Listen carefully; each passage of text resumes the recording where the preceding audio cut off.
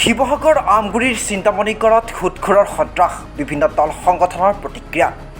যিটো সময়ত ৰাজ্যৰ আৰক্ষী সঞ্চালক প্ৰধানে সুদখোৰৰ বিৰুদ্ধে কঠোৰ ব্যৱস্থা গ্ৰহণৰ নিৰ্দেশ দিছে, সেই সময়তে শিৱসাগৰ আমগুৰিৰ চিন্তামণিকৰত সুদখোৰে সন্ত্ৰাসৰ সৃষ্টি কৰিছে। ৰাজ্যৰ মুখ্যমন্ত্ৰীয়ে সুদখোৰৰ বিৰুদ্ধে কঠোৰ ব্যৱস্থা গ্ৰহণৰ বাবে আৰক্ষীক নিৰ্দেশ দিয়াৰ পাছতেই আৰক্ষী তৎপৰ হৈ ভুক্তভোগীৰ এজাহাৰৰ ভিত্তিতেই বহু সুদখোৰক জেললৈ পঠাবলৈ সক্ষম হৈছিল। কিন্তু ইয়াৰ মাজতে একাংশ সুদখোৰে বিভিন্ন ভয় ভাবুকিৰে একাংশ লোকৰ পৰা সুদ আদায় কৰি আছে।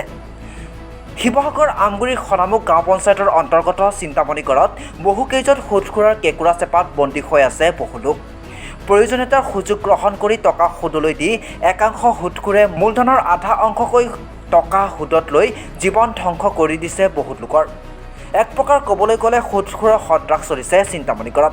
সুদখোৰৰ বিৰুদ্ধে এতিয়া সৰব হৈ পৰিছে সদৌ তাই আহোম ছাত্ৰ সন্থাৰ শিৱসাগৰ মহকুমা সমিতিৰ সভাপতি বিমল ফুকনে। সুদখোৰৰ সন্দৰ্ভত গৌৰীসাগৰ আৰক্ষী আৰু জিলা আয়ুক্তৰ হস্তক্ষেপ বিচাৰিছে আটাচুৰ নেতাগৰাকীয়ে। অতি শীঘ্ৰেই চিন্তামণিকৰৰ সুদখোৰসকলৰ বিৰুদ্ধে ব্যৱস্থা গ্ৰহণ কৰি কেঁকুৰা চেপাত পৰা সাধাৰণ লোকক উদ্ধাৰ কৰিবলৈ নেতাগৰাকীয়ে আহ্বান জনাইছে।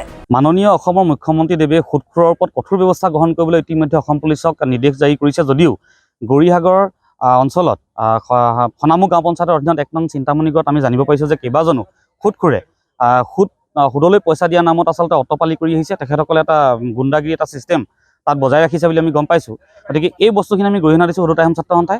আৰু এটা কথা মই স্পষ্ট ক'ব বিচাৰিছোঁ, তাত যিসকল গাঁওৰক্ষী বাহিনী আছে বা যিসকল সুদখোৰ নিৰ্যাতনৰ বলি হৈছে তেখেতসকলে অকণমান সাহস কৰি আগবাঢ়ি আহক। গাঁওৰক্ষী বাহিনী বা অন্যান্য ব্যক্তিসকলৰ সহযোগত গৌৰীসাগৰ আৰক্ষী প্ৰশাসন আছে, শিৱসাগৰ জিলা প্ৰশাসন আছে, তেখেতসকলে নিশ্চয়কৈ আপোনালোকক সহযোগ কৰিব।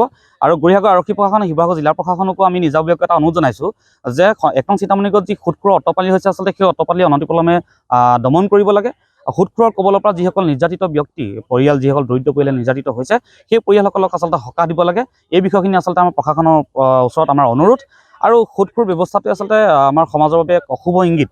গতিকে তেনেধৰণৰ সুদখোৰৰ কাৰ্যব্যৱস্থা বন্ধ কৰিব লাগে। সুদ মুখ্যমন্ত্ৰীয়ে কোৱাৰ পাছতো এনেধৰণৰ সুদখোৰ বিভিন্ন ঠাইত থকাটো আচলতে দুৰ্ভাগ্যজনক বুলি ভাবোঁ। গতিকে মুখ্যমন্ত্ৰী মহোদয়ৰ সেই নিৰ্দেশ অনুসৰি অসম পুলিচে অন্ততঃ শিৱসাগৰ জিলা প্ৰশাসন আৰু গৌৰীসাগৰ আৰক্ষী প্ৰশাসনে এইটো কঠোৰ ব্যৱস্থা ল'ব বুলি মই অনুৰোধ কৰিছোঁ যে ১ নং চিন্তামণিকৰত যি সুদখোৰৰ কবল আছে, সুদখোৰৰ যি দাদাগিৰি আছে, সেই বিষয়খিনিৰ ওপৰত এই প্ৰশাসনসমূহে অনতিপলমে কঠোৰ ব্যৱস্থা গ্ৰহণ কৰিব বুলি মোৰ অনুৰোধ থাকিল।